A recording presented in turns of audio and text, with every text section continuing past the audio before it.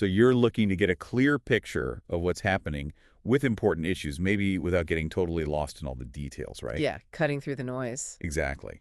That's what we're aiming for today. We're focusing on the recent budget hearing for the U.S. Department of Health and Human Services, HHS. A big one. Definitely.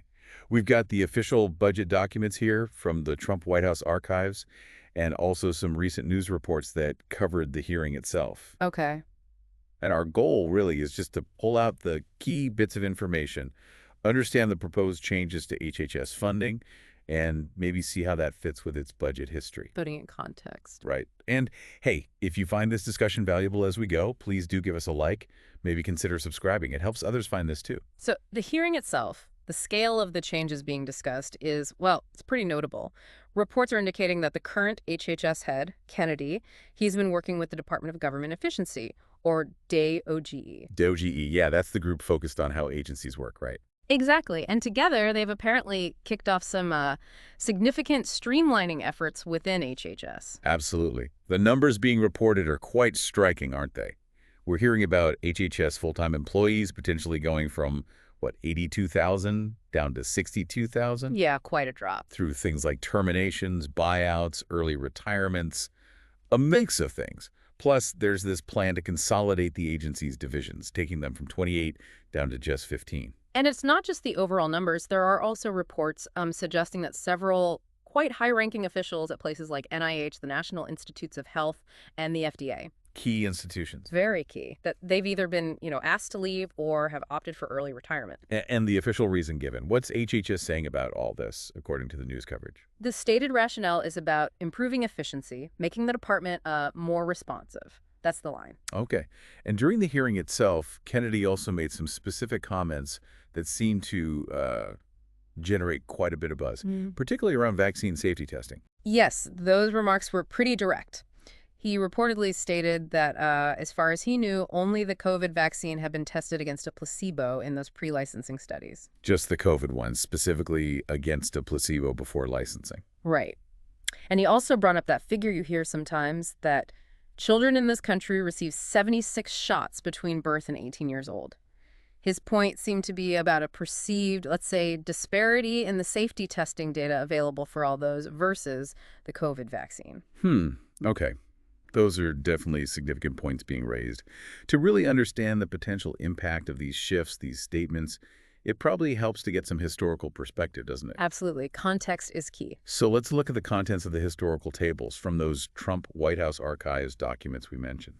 They can give us a view of HHS's budget and staffing trends over time. Exactly. And what's useful about these historical tables is that they really try to present the data consistently across different years. Even if the budget structure changed. Yeah, even then, the introduction to the tables actually mentions that. The goal is comparability over time, accounting for those structural shifts where they can. Makes sense. Sure. So if we look at staffing, for instance, table 16.1 in these tables, it shows the full-time equivalents, FTEs, basically full-time staff counts. Right. For the whole executive branch, and then for agencies like HHS, going way back to 1981. A long view. And then table 16.2 takes those HHS numbers and shows them as a percentage of the total executive branch workforce.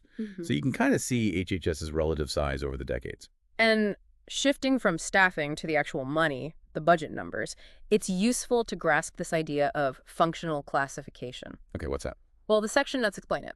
Budget authority, that's the permission to spend, and the outlays, the actual spending, they get categorized by the main purpose of the activity. Doesn't matter which agency does the spending. Ah, okay. So an example might be... Medicaid is a good one. Even though it provides financial help, its main purpose is healthcare.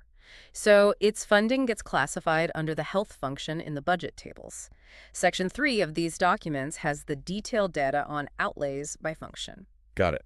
So looking bigger picture of federal spending, Section 3 lets us see those trends in broad categories, like defense, and then this big one called human resources. Which includes a lot. Yeah, it covers education, training, health, including Medicare, income support, Social Security, veterans benefits. It's broad.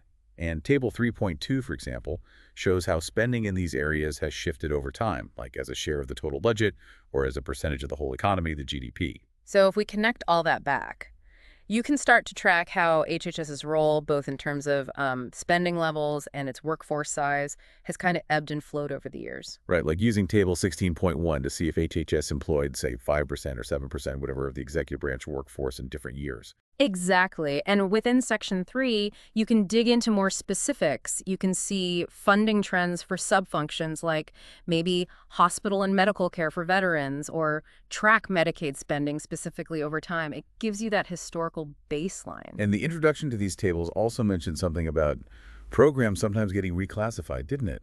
To keep things consistent. Yes, they do that sometimes for clarity.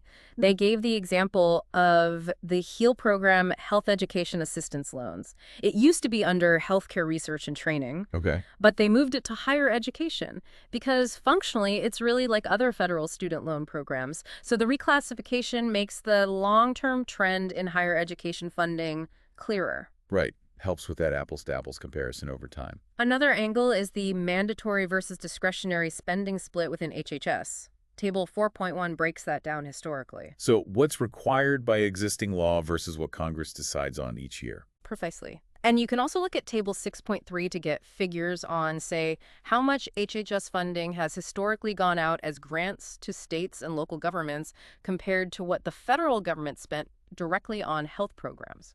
Okay, so we've got historical staffing trends, historical spending by function, mandatory versus discretionary, grants versus direct spending. A lot of context there.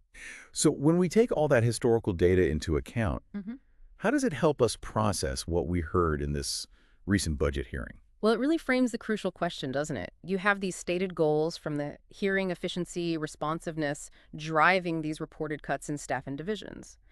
Do those goals and the scale of the cuts seem to align with the historical trends we see in the resources HHS has managed? When you think about how large HHS has been historically, the sheer number of programs, what are the potential ripple effects if you significantly reduce staff and consolidate divisions like that? That's exactly the kind of question this historical view prompts. What might be the consequences for all those different services and programs HHS oversees? And then there's Kennedy's focus on the vaccine safety testing piece.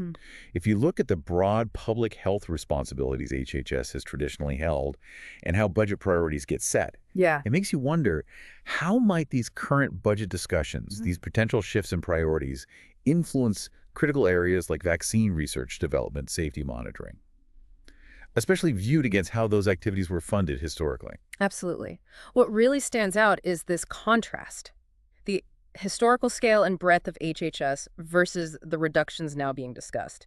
It forces you to think about potential trade-offs, what might be gained, what might be lost, and what are the potential long-term impacts. Okay, so wrapping this part up, we're essentially looking at a moment where pretty substantial changes are on the table for HHS.